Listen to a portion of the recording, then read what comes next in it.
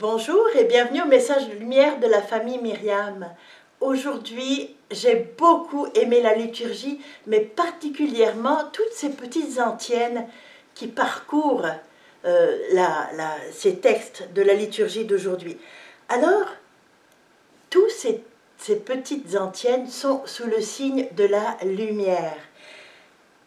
Le Seigneur va venir sans tarder éclairer ce que voilent nos ténèbres et se manifester à toutes les nations. Dans l'antienne de la communion, voici le Seigneur Dieu qui vient avec puissance. Il vient illuminer le regard de ceux qui le servent. Le Seigneur vient avec puissance illuminer notre regard. Il veut être notre lumière dans nos ténèbres. Et je me suis posé la question, qu'est-ce que c'est que nos ténèbres? Bien sûr, il y a les ténèbres de la guerre, il y a des ténèbres des conditions climatiques, il y a toutes ces ténèbres-là, mais mes ténèbres, tes ténèbres, qu'est-ce que c'est? La plupart du temps, c'est à l'intérieur de nous-mêmes. Nous avons des événements extérieurs qui peuvent provoquer des ténèbres, mais à l'intérieur de nous, ce n'est pas toujours la grande clarté, la grande lumière. À l'intérieur de nous, il y a de la division, de la dispersion. Je suis un peu éclatée. Mon imagination me tire d'un côté, mes souvenirs de l'autre, mes désirs, mes pulsions, mes émotions, le travail que j'ai à faire, les soucis, les voisins, les amis, ma famille. Bon, il y a beaucoup de choses qui font qu'en dedans, je peux être dispersée, éclatée, et je peux être confuse. La confusion intérieure, de ne pas trop savoir où je m'en vais. Je me sens un petit peu comme ballottée d'un côté, d'un autre, par toutes sortes d'événements. Mais dans ce ballottement, dans cette confusion, le Seigneur va venir sans tarder éclairer ce que voilent nos ténèbres. Il va se manifester à toutes les nations, mais à tout ce qui en moi est confus. Jésus va venir. Alors, j'ai trouvé ça extraordinaire, une grande espérance. La lumière vient à moi et j'aime beaucoup la lumière. J'aime une journée ensoleillée, j'aime les belles lumières qu'on a dans un salon et qui nous permettent de vivre un moment d'intimité, de calme, de repos. J'aime les lumières, j'aime la lumière. Puis je voudrais te raconter un petit événement qui m'est arrivé. Dernièrement, je préparais la couronne de l'Avent et je m'attendais, en ouvrant la boîte, à une belle couronne. Grosse déception. J'ai vu une espèce de cadre en fer qui était très beau, un cercle, mais à côté, c'était tellement vieux et il n'y avait plus que quelques brins de feuillage, et puis il y avait des bougies qui étaient grandes comme ça, toutes abîmées. Bon, j'ai été très déçue. Puis après être déçue, je suis devenue frustrée. Puis j'ai dit, ça n'a pas de bon sens d'avoir une couronne de l'Avent si laide. Puis là, je dis, bon, ben là, il faut que je fasse quelque chose. Là, on est dans la nuit, là, il faut que je ne peux pas aller acheter quelque chose. Je vais me débrouiller avec ce que j'ai. Mais j'étais frustrée, je n'étais pas contente, parce qu'en plus, je ne suis pas très douée manuellement. Mais j'ai fait tous mes efforts, j'ai fini par arranger quelque chose qui ressemblait un petit peu à une couronne de l'Avent, mais j'étais tellement déçue et frustrée, et que j'ai dit à ma famille, j'ai jamais vu une couronne de l'Avent aussi laide. Ils sont allés voir, ils se sont mis à rire, et ils ont voulu me consoler. Une petite sœur a fabriqué une couronne très belle, avec du rotin, du feuillage qu'elle avait. Bon, ça a bien été, on a trouvé des bougies plus belles. Bon, finalement, ma frustration s'est calmée, et puis on a passé un beau moment ensemble, on a ri. Le lendemain, je suis allée à la chapelle prier, puis j'ai regardé ma couronne. Elle n'était pas si laide.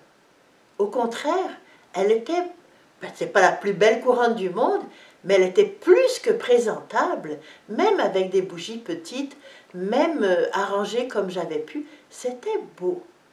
Puis là, j'ai compris que ma frustration m'avait enveloppée de ténèbres et que je n'avais pas été capable de voir la vérité. Oui, j'étais partie de quelque chose de vraiment pauvre, mais j'en avais fait quelque chose, j'avais demandé à Jésus de m'aider, mais j'étais arrivée à en faire quelque chose de présentable, vraiment bien présentable. Puis en plus de ça, j'avais gagné la compassion et l'humour de mes frères et sœurs, plus une deuxième couronne très belle qu'on a mis à un autre endroit. Alors, j'ai compris avec la lumière que j'avais fait mes efforts, mais que Jésus me montrait comment j'avais été enfermée dans les ténèbres de la frustration. Jésus il vient pour unifier tout ce qui en moi est éclaté, tout ce qui est divisé, tout ce qui est confus, qui n'est pas capable de voir la vérité, qui n'est pas capable de voir la beauté des choses, des personnes, des événements. Puis je me demandais, mais qu'est-ce que ça me prend pour accueillir la lumière de Dieu? Il vient à moi avec sa lumière, mais qu'est-ce que ça prend pour accueillir la lumière de Dieu? Puis là, j'ai remarqué que la première chose, il faut laisser tomber tous les sentiments qui m'animent. Pas dire les renier, faire comme si elles n'existaient pas, juste les écarter un petit peu, faire de la place. Faire de la place, faire du silence, pour que Jésus puisse me dire comment lui voit les choses, comment il comprend les choses, puis qu'il me montre « Ah, tu n'as peut-être pas vu ça.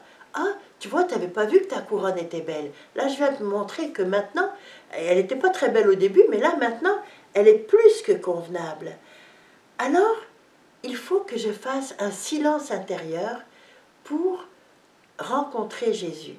Et là, c'est un mot très important. Il faut que je puisse avoir une rencontre personnelle avec Jésus.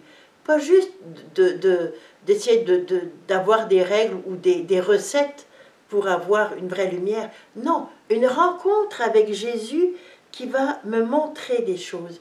Parce que la lumière de Jésus, elle est là pour que je puisse avoir une vie de relation avec mon Père, une vie de confiance, une vie d'enfant de Dieu.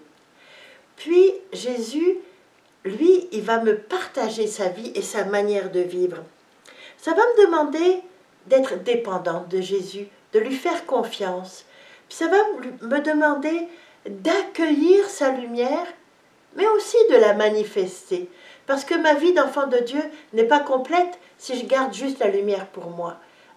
Il faut que la lumière que Jésus me montre, il faut qu'elle rayonne par un regard, par un sourire, par une parole, par une attitude d'accueil, peu importe. Mais la lumière que j'ai reçue, que Jésus m'a donnée, il faut qu'elle paraisse dans ma vie, il faut qu'elle paraisse sur mon visage. Il faut que j'accueille cette rencontre personnelle avec Jésus dans des relations, dans une relation de confiance filiale avec mon Père, mais aussi fraternelle, comme j'ai fait pour la couronne, mes frères et sœurs qui sont venus à moi, et puis j'ai accueilli leurs suggestions, j'ai accueilli leur bonne humeur et leur humour, puis ça m'a remis dans une vraie disposition. Puis, pour terminer, il faut que j'ai la même mentalité que la Vierge Marie, une mentalité de Magnificat. Là, il faut que je laisse éclater ma joie et ma reconnaissance. Moi, j'étais émerveillée le matin à la prière de voir comment ma couronne n'était pas si mal que ça. Puis je trouvais donc que le bon Dieu était fin. Puis je trouvais que mes frères et sœurs avaient donc été gentils avec moi. Puis je trouvais que la vie était belle. Alors, j'ai pu remercier le Seigneur, rendre la gloire à Dieu, parce que dans les ténèbres de ma frustration, de ma déception, une toute petite chose, mais il est venu m'apporter une belle lumière. Et c'est ce que je vais te souhaiter tout au long de cet Avent, de laisser la lumière venir à toi, de la rencontrer, et puis accroche des lumières dans ta maison, des guirlandes de lumière, des petites ampoules, des belles lumières, toutes d'une même couleur, de différentes couleurs, peu importe, mais des lumières, parce que la lumière a un sens. C'est pour manifester que Jésus lumière vient demeurer au milieu de nous et qu'il vient lui-même en personne pour être ta lumière, ma lumière, notre lumière. Passe une très bonne journée. Au revoir et à demain. Jésus.